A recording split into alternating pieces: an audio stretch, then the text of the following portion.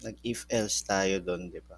Sa Turbo C. So this time, switch naman.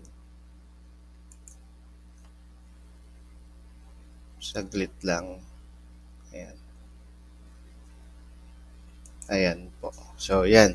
Nakikita nyo na yung screen. Super dali lang yung gagawin natin. So, hanggang 9. Ngayon lang, 9 a.m. So, 1 hour lang. Or kahit nga 5 minutes matapos na. Kokopyahin nyo lang naman yung code. Walang, ayan. Kikita nyo na. So, discuss ko muna para masundan ng mga nakalimot.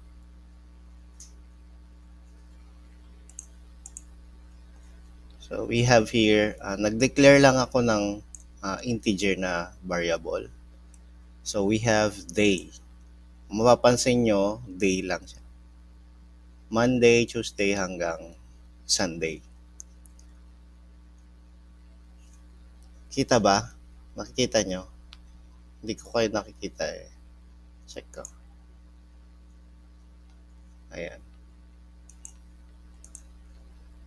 Okay naman, malinaw. Bakit? Parang hindi. Ayan. So we have integer variable day.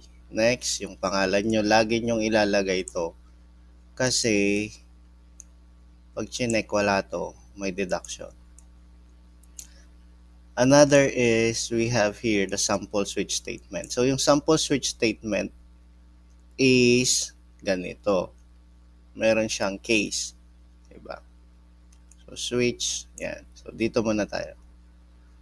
Pag sinabing switch statement, ito yung meron tayong choices. Kunyari, pipili tayo ng case number. We have 1, 2, 3, 4, 5. Nag-see out lang ako ng hanggang 7 to Monday to Sunday. And then, syempre, pag may case ka, dapat gagamitin mo yung variable. So, we have select case number. Ano ba yung case number? Case 1, 2, 3, 4, 5, 6, 7. Nag-see in ako doon sa loob. Day ka ako. So, tinawag ko lang yung variable na day. Ito, dito. Tapos, kung ano yung pinili kong number, halimbawa, 1, ang lalabas dapat is Monday. So, case 1, ito yung pinili ko. And then, break. So, siya lang yung lalabas. Break na naman kapag sa case 2 pinili mo. And then, 3, 4, 5, and so on. Let's try. Ayan. So, ito yung output.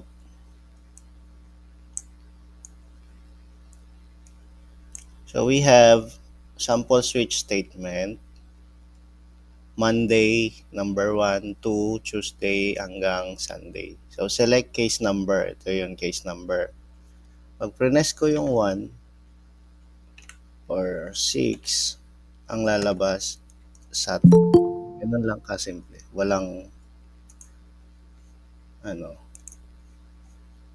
kokopyahin nyo lang yung code. Okay? Yes, Velasco Norel. May tanong? Sir, lahat po ba ng case gagawin po ba namin o mamimili lang po kami ng isa? Yun, kopyahin nyo lang yung code. Actually, wala namang ito. Gagawin lahat yan. Kasi ilan lang naman, 7 lang. Sige So, po, sir. ipiprint screen nyo from Monday to Sunday. Okay? Sige po, sir. Ganun lang. Ito, bibigay ko to. Wala pa naman hard code dyan. Remind ko lang pala lahat kayo, yung exam nyo is, kailan may schedule na kayo ng exam? 17, sir. May oras na per subject. Meron na ba? Wala pa po. Wala pa. Okay, sige. So, written ng exam natin yun yung part 1. Yung part 2 is coding. Okay? So, remind ko lang kayo. So, ito, iiwan ko lang to, mag-off mic muna. Tapos gawin nyo na. Okay? Yung code lang ba o kailangan nyo pa yung output? Output na lang. Off mic na ako tapos i-show ko tong